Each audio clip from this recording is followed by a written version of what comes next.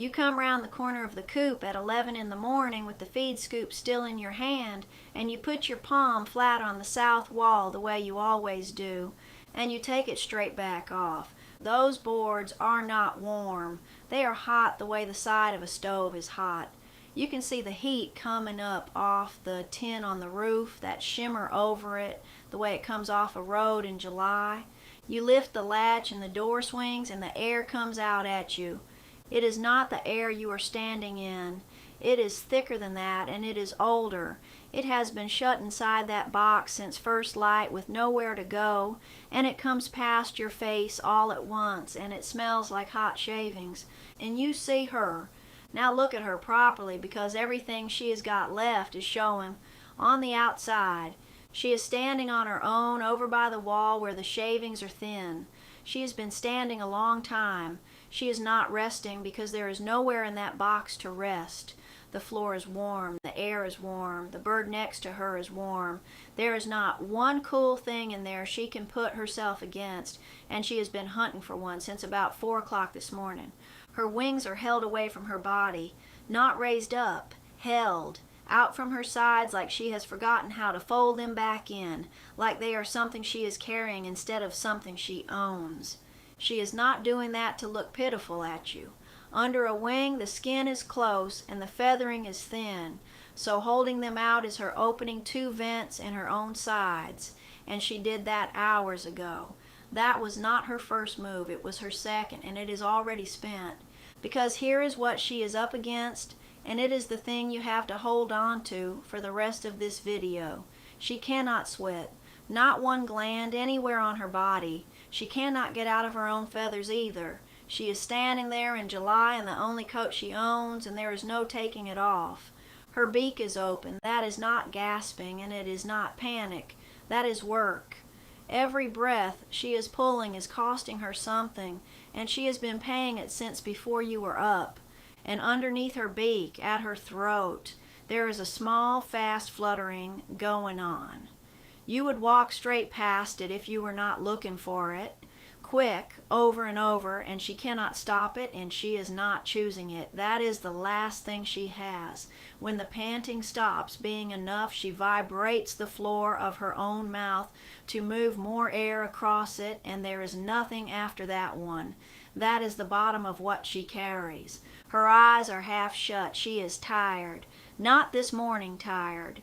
She has been at this for 3 days. Her comb was red and stiff and standing up on Tuesday. You saw it. Now it has gone slack and it has gone pale toward the points, and there is a gray cast on it that you do not like the look of. You are right not to like the look of it. And there is dust and shavings stuck across the front of her breast, in a band, right where she would have been lying on that floor. That means she has been down. And it means she got herself back up on her own with nobody there. That is worse news than finding her lying there now, because it tells you this started a long time before you walked in. And here's the thing about a hen in trouble that everybody gets wrong. She is not frightened, she is not making a sound, she is not thrashing about, and there is nothing loud about any of this. She is standing dead still and working quietly, and it looks like almost nothing at all. That is exactly why people walk past it. Then the thing that turns your stomach. You come through that door with the scoop in your hand, and she does not come. Every day of her life, she has come at the sound of that door. Every single day. And this morning, you are 3 feet away, and she is looking right at you, and she is not coming. She wants to. She cannot spare it. Every bit of what she has is going on, breathing. Now go and look at the drinker. It is not empty. That is the part that will sit with you afterward. It is full. You filled it yourself. And she is thirsty. She has been thirsty for hours. And she is standing 3 feet from it, and she will not touch a drop. Put 2 fingers in, and you will know why. It is warm as bath water. She has not been at it since 8 o'clock this morning, because a hen will not drink water that is warmer than she is. She does not know that is why. Her body simply will not have it. Warm water in a hot week is the same as no water at all. Nobody ever told you that. It is not on the front of any bag or any box or any list you have read. and there is a reason for that which I will get to. You checked the feed was fine. You checked the water, and the water was there. You counted the birds, you looked for mites. You looked in the nest box, and there was nothing in it. And you figured she was just getting old. Now I am going to give you 40 things, and 20 of them are for the bird standing in front of you right now, this morning, with what is already in your kitchen and in your yard. No fan, no power, nothing bought, nothing you have to drive anywhere for. And 20 are so that you never open that door on this again.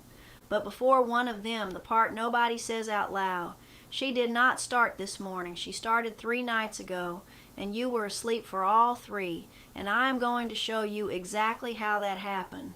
My name is Ruth Calloway, 41 years of laying flocks up here in these hills, 106 birds on this place tonight, and a notebook on the kitchen windowsill with the laying records in it going back to the 1980s. 41 Augusts are written down in that book, and I'm going to open it for you later on, because you can see this thing coming in the numbers a week before you can see it in the birds. Here is the one I will say plainly. I have not bought a tub of electrolytes or a bag of any supplement for my birds in 11 years, and I have not had a bird go down in the heat in 9. My boots stay by the back door all July because I am out at 6 in the morning, and the reason I am out at 6 is on this list twice. Now the part that is going to annoy you. Go and stand back and look at the coop you bought. Look at the vents on it. That little wooden slot up under one end with the mesh over it, about the size of your 2 hands. That is the whole of it. Look at the roof, black felt, flat to the sun, taking it from 9 in the morning straight down onto the birds underneath. And look at the pop hole, the little door they come in and out of, cut down at floor level. That is the only real opening in the entire structure, and it is sitting at the bottom where the cool air already is. So nothing moves through that box. Nothing. Here is how you prove it to yourself this afternoon, and it costs nothing. Cut a ribbon off an old feed bag, about a foot of it, and tape it up at the top of your one vent. Then go and look at it at noon. If that ribbon is hanging dead straight down and it never once lifts, you have got no air moving through that coop at all, and you have just watched it not happen. In a hot week, that box is the most dangerous thing on your property. Not the sun, not the run, not the fan. You have not got the box. And there is not a company selling coops that will ever tell you that, because they sell coops. They will sell you a clip-on fan to bolt on it. They will sell you a solar vent. They will sell you the thing that patches the fault, and they will never once say the fault is the box itself. Here is the second one, and it is worse, and it is the reason I can say any of this at all. Almost every poultry channel you watch is paid by a feed company, a supplement brand, or a hatchery, so not one of them can tell you the bird does not need most of what you are buying. Come August, you start finding soft shells. You pick one up out of the nest box and your thumb goes into it. Or there is no shell at all, just a membrane, sitting in the straw like a water balloon. And every answer you find sends you to calcium. More oyster shell, buy the tub. There is a tub of it at eye level in every farm store in this country, and it moves harder in August than any other month of the year, and it is at eye level for a reason. It is not a calcium problem. I am going to show you exactly what it actually is in about 4 minutes. And once you have seen it, you will not buy that tub again. And that is precisely why the people selling it will never explain it to you. So, 3 things. What is actually happening inside her, which is not heat the way you picture it. Why she goes down at 11 in the morning when the hot part of the day has not even started. And 40 things to do about it in the order you would actually do them, out there with your hands. Here is the turn, and I want you to sit with it. She does not go down at 2 in the afternoon. She goes down at 11 in the morning, and the reason is last night, and the night before that, and the night before that. A hen deals with a hot day by getting rid of the heat she took on. She does that in the dark when the air drops. That is when she gets back level and starts the next day empty. But a small wooden box with one vent does not cool off overnight. It holds. Go out at 6 tomorrow and stand outside that door. The air on your face is lovely. Now open it and put your head in. It is still yesterday in there. She spent 8 hours shut in that, in the dark, not eating, not drinking, packed shoulder to shoulder on a bar with 5 other birds who are every one of them giving off heat, standing on bedding that is composting underneath her feet. That last one you can check with your hand. Push your fingers down through the litter in July, right down to the floor, and feel the bottom of it. It is warm down there. That is not the sun. That is a slow heat working away under your birds, and it is doing it at exactly the wrong time of year. So she did not start the day empty. She started it half full. Day 1, she is fine. Day 2, she is quiet and you think nothing of it. Day 3, she is at the wall by 11 in the morning, and you are standing in that doorway with a scoop in your hand wondering what changed. Nothing changed. It has been building for 3 nights, and you were asleep for all of them. Heat does not get a hen in a day. Heat gets a hen over 3 nights. Now here is what is going on inside her, and you will not keep doing any of this unless you can see it. A hen does not have one sweat gland anywhere on her body. Not one, anywhere. When you get hot, you go damp all over, and the air carries it off you. And that system is so good you have never thought about it once in your life. She has none of that. She has 3 ways out, and that is the lot. The first one you are looking at right now, her comb, her wattles, her legs, and her feet. Those are radiators, bare skin with the blood running close underneath it. Hold a big single comb up against the sky some evening, and you can very nearly see through it. And what you are looking at is a cooling fin with blood going through it. When she gets hot, she pushes more blood out there, and the heat comes off into the air. That is why the breeds out of hot countries carry those great tall floppy combs, and the breeds out of cold countries carry a little tight one flat to the skull. It was never about how she looks. The second one is the wings. Under a hen's wing, the feathering is thin and the skin is right there. Lift the wing and you have opened a vent in her side. She has 2. So when you see those wings held out away from her body, she is not sulking and she is not being dramatic. She has opened her side vents. The third one is panting, and panting is the one that costs her. She has no sweat, so the only wet surface she has to evaporate off is the inside of her own throat. She breathes fast and shallow across her own wet airway and throws heat off that way. And when panting is not enough, she goes to the flutter, that fast little movement under the beak you saw at the start. She is vibrating the floor of her own mouth to run more air across those wet surfaces without doing the work of full breathing. The flutter is not an early sign. The flutter is a bird who has already spent everything easy.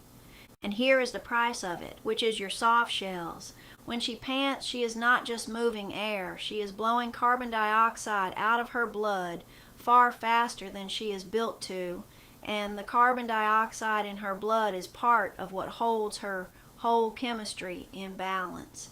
Blow enough of it off and that balance shifts. And one of the first things to go is her ability to hold calcium in the form her body can actually use to build a shell. The calcium is in her. It is right there in the bird. She cannot get at it because she has been breathing wrong for 4 days. So that shell your thumb went through is not a shortage of calcium.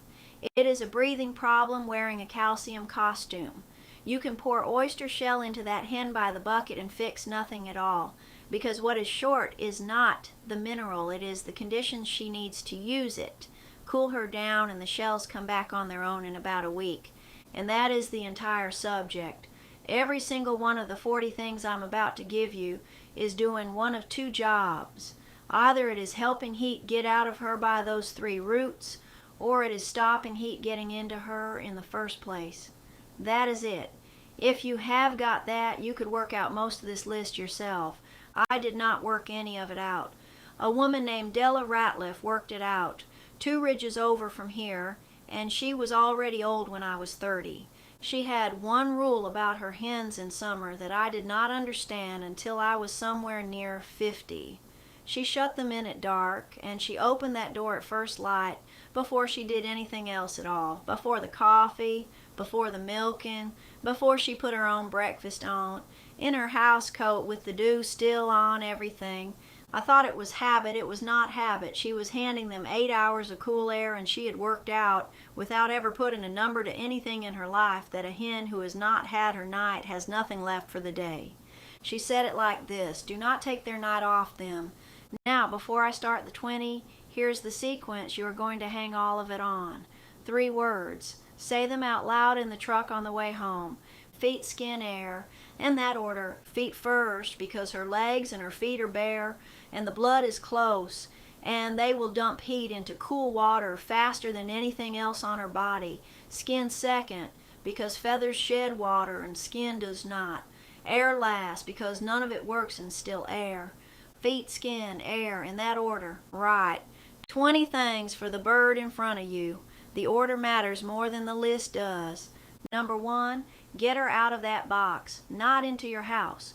The house is still air, and still air is no use to her. Deep shade with a draft running through it, the north side of a wall, a shed with both doors open, under a hedge on the shady side. Somewhere you can feel the air on your own arm, and the sun cannot reach her. Number 2, her feet and legs into cool water. A dishpan, 2 inches of it out of the tap. Stand her in it. Hold her there if she will not stand. 5 minutes. This is the fastest thing you can do to her, and almost nobody does it first because it does not look like enough. Number 3, cool, not cold, no ice water, and she does not go under in a bucket.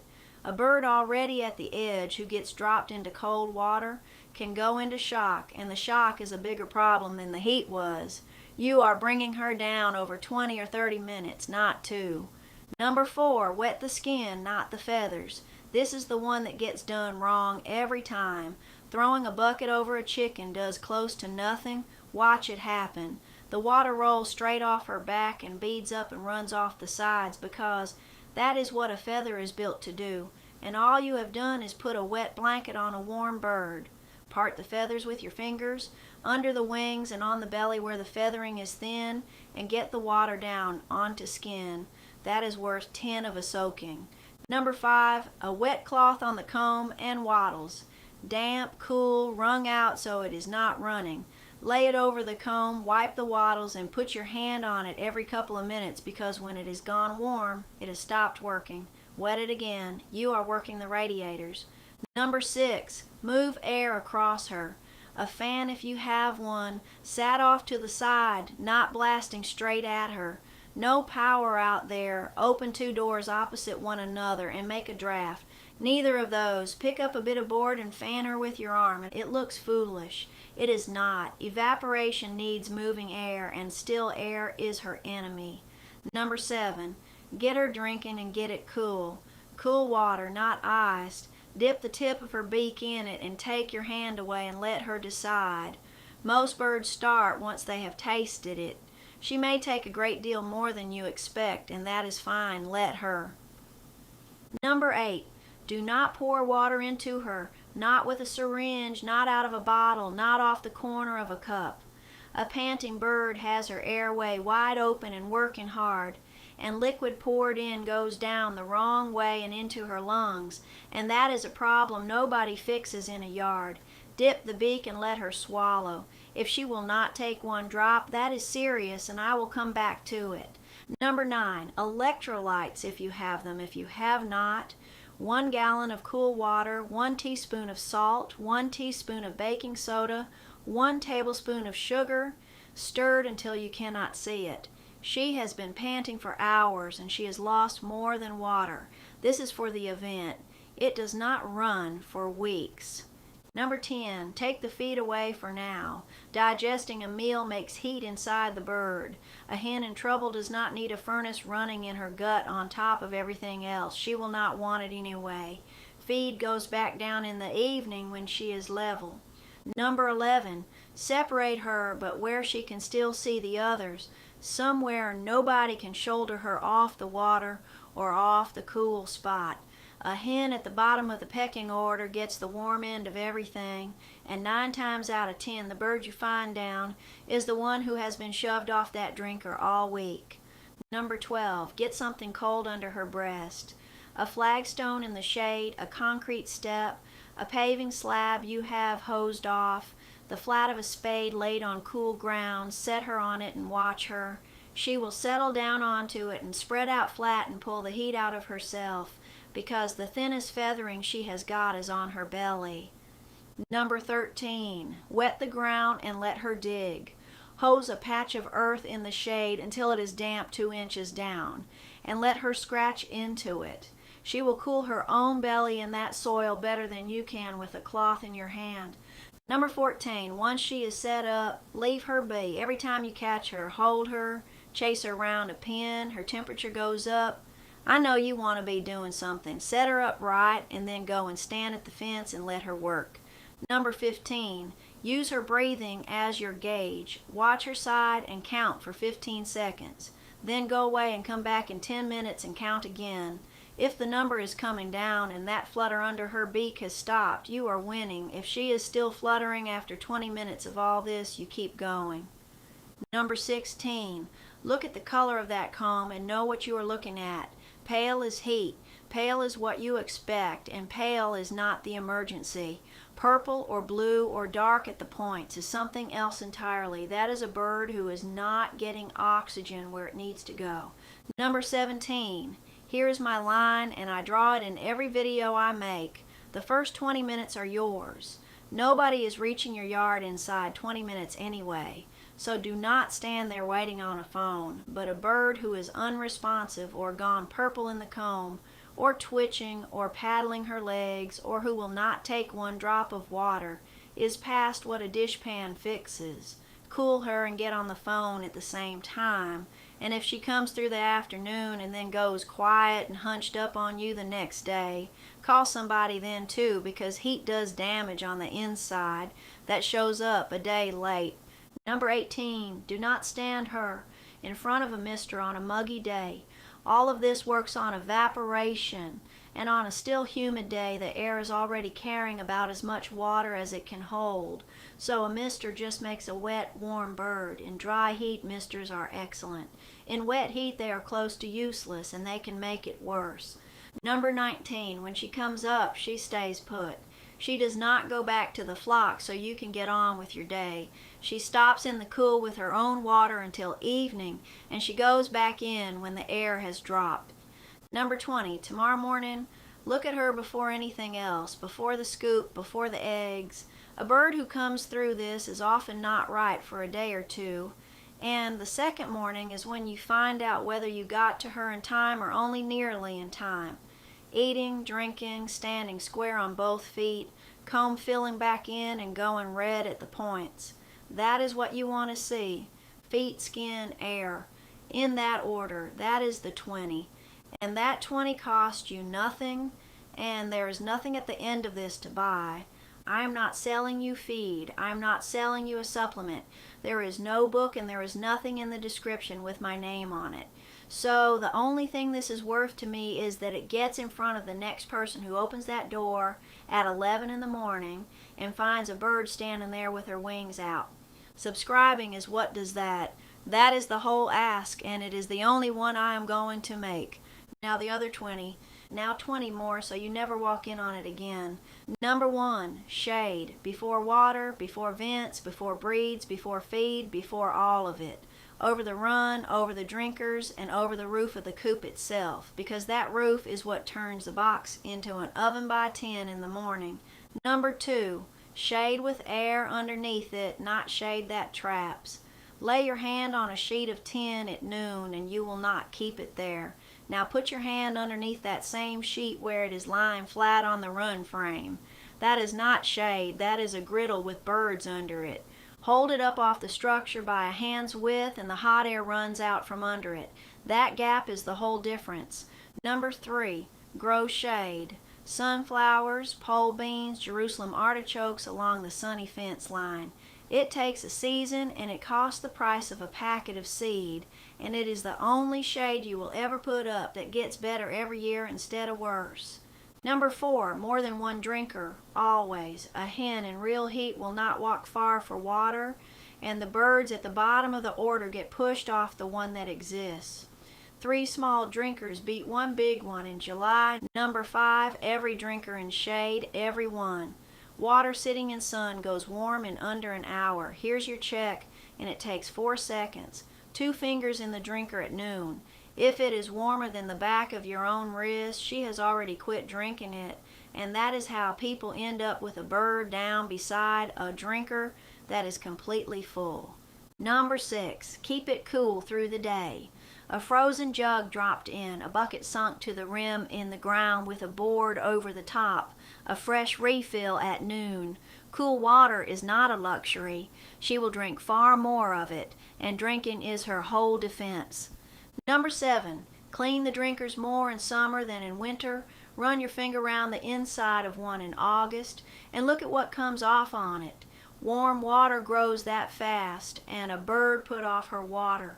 In the 1 week she needs it most is in trouble, and it will look to you like she quit for no reason. Number 8, open dishes beat nipple drinkers in a bad week. Stand and watch a bird work a nipple. It is slow, and she takes in less, and a panting hen has no patience for that work. Keep your nipples if you like them, and set an open dish alongside them for the hot spell. Number 9, get the vents high. Hot air rises, and it needs a way out at the top. A vent down at floor level lets cool air in, and cool air is not your problem. Trapped hot air is your problem. Cut vents up under the eaves at both ends. Cover them with hardware cloth, and go back and look at your ribbon. Number 10, cross ventilation, not one hole. Air needs a way in and a way out, or it just sits. 2 openings, opposite ends, both up high. Number 11, open that coop before the sun is on it, first thing before the coffee. That is Della Ratliff's rule, and it is the most valuable line on this list, and it costs nothing at all. Every hour that box sits shut in morning sun is an hour you will be fighting all day. Number 12, get the deep litter out for summer. You felt the bottom of it earlier. Strip it back in June and build it up again in the fall. Number 13, give them more room at night than you would in January. Every bird in there is a small heater. Go out and look at them on the bar. If they are touching all the way along and there is no gap anywhere, you are over what that box can carry in July. Number 14, feed at the ends of the day. Digestion makes heat. First light and again in the evening, and take the midday feeding away entirely. She eats the same amount, and she makes that heat at the hours the air can take it off her. Number 15, cut the scratch grain and the treats in a hot week. Not her layer ration, keep that proper. It is the extras that cost her. Grain, mealworms, all of it makes more heat inside her to process than her ordinary feed does. Number 16, hose the run at first light and again in the evening. Not the birds, the ground. Damp earth in shade stays cooler than everything around it all day, and you will not have to teach anybody to use it. Number 17, keep the dust bath in shade and keep the ground under it damp.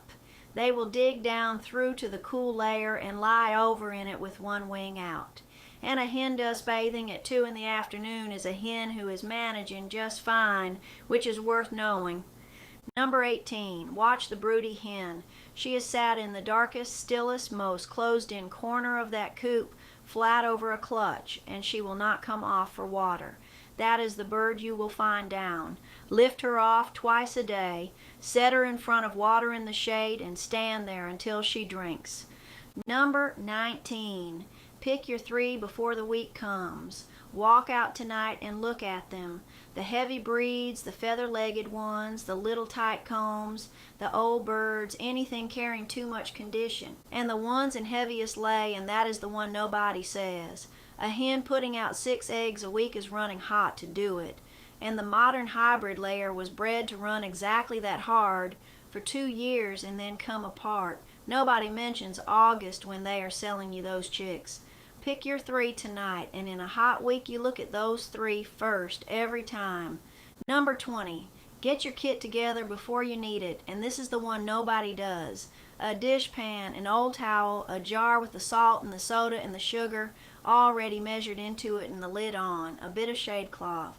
Sat by the back door in May where you will trip over them, because the day you need them is a day you have got about 10 minutes, and 10 minutes spent hunting a dishpan out of the barn is 10 minutes she did not have. One more that is not on the list because it is not about the bird. In a hot week, collect twice a day. An egg that has sat in a hot nest box all afternoon is not the same egg, and keep them the way you already keep them. An unwashed egg has the bloom on it, which is the coating she puts on that shell on her way out, and that is what lets an unwashed egg sit on your counter. The minute you wash one, that bloom is gone. It goes in the ice box, and it stays in the ice box. Now, two things I have to walk back, and I would rather you got them from me. The frozen treats. Frozen watermelon, peas in a block of ice, frozen corn, on every video about this subject, including some good ones. The cooling out of them is close to nothing. Look at the size of the thing. A hen is 4 or 5 pounds of warm bird. A slice of frozen melon is a few ounces, and it is in her and gone in minutes. The idea that it drops her temperature in any way that matters does not survive the arithmetic, and I say that as somebody who puts them out. Here is why I still put them out, and it is a real reason. She eats them because they are wet, and she likes them, and that is water going into a bird who might never have walked to the drinker. The cooling is a story. The water is real, and it is worth doing for that alone. Just do not stand there watching her eat melon and think you have solved anything, because a bird in a bad box with warm water and no shade will go down with melon in front of her. The second one is mine, and it is worse. For about 10 years, I told anybody who asked me to dunk a hot bird in cold water, straight in, up to the neck, get her cold. I said it at the fair table. I said it to neighbors over a fence. That is wrong, and it can put a bird into shock, and shock is a harder thing to come back from than the heat was. Cool water on the legs and feet, 20 or 30 minutes, gradual, not a cold bucket and not fast. I do not know that I ever cost a bird doing it the other way. I might have. That is exactly why I say it out loud now. Now, here is the thing that is in nobody else's video, and it is the reason I made this one. Go and get your laying records, whatever you keep. A calendar on the wall with the numbers penciled on it will do. I have got 41 Augusts in that notebook on the windowsill, and the same shape is in every one of them. The lay comes off before the heat does. 4 or 5 days before the week everybody remembers, the numbers start sliding, and you would swear nothing had happened yet. And they do not come back the week after it breaks either. 6 weeks, most years, before that flock is back where it was. So you stand there in October thinking that hot spell cost you 1 bad week. It cost you a quarter of your fall. And here is what the feed bag will never tell you about it. Go pick one up and turn it over and read the back of it. Every number on that tag is worked out for a bird eating a normal amount of it. In a hot week, she eats less because eating makes heat and she knows it, and she can drop her intake without you seeing one thing different in the feeder. Same ration, same bag, same percentage printed on the tag, less bird taking it in, so she is short of everything at once in the exact week she can least afford to be. And there is nothing wrong with the feed, and nothing wrong with her. That bag is formulated to a price and to an average bird on an average day, and August is not an average day, which is why you move when she eats instead of buying something to add to what she eats. First light and dusk. She takes it in at the hours she can actually use it. And the last thing, and it is worth more than any of the kit, learn to read her before she is down. There is an order to it, and it is the same order every time. First she stops scratching. That is the first sign, and it is hours ahead of everything else, and nobody catches it, because a hen standing still does not look like an emergency. She has just quit working the ground. Then she goes into the shade and stays in it. Then the wings come away from the body, and then the beak opens, and then the throat starts to flutter underneath it. Then she squats down on her hocks with the wings still held out. Then she is down. You have hours between the first of those and the last. Catch her at the wings and you have all the time in the world, and a wet cloth will do it. Catch her at the flutter and you have work ahead of you, but you will manage her. Catch her at the squat and you are in the hard part of it. I do not walk around counting symptoms in a hot week. I go out at 11 and I look at the ground, not the birds. I am looking for feet moving. Is anybody not scratching? 4 seconds. That is the whole check, and it is the only reason I have gone 9 years. Nobody pays me for any of this. No feed company, no supplement brand, no hatchery. There is nothing in the description from a brand, and there is no code to type in anywhere. Everything in the 40 is a dishpan, a towel, a tarp, a bit of hardware cloth, a packet of seed, and the hour of the day you do things. If somebody offers to sell you the answer to a hot week, look first and see whether they have told you to cut 2 vents under your eaves, because that is about $6 of work, and it will do more than the thing they are selling you. Now let me widen this out, because it is bigger than one hen. August of 2007, I had a Rhode Island red I called June. 4 years old, best bird in that flock, the one people at the road stand asked after by name. She came through the hot week. She was up and eaten by the Thursday, and I wrote her down fine in the book. She was never the same bird after it.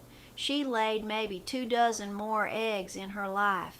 And that fall, I watched her going into the molt, and I made the decision that she was finished.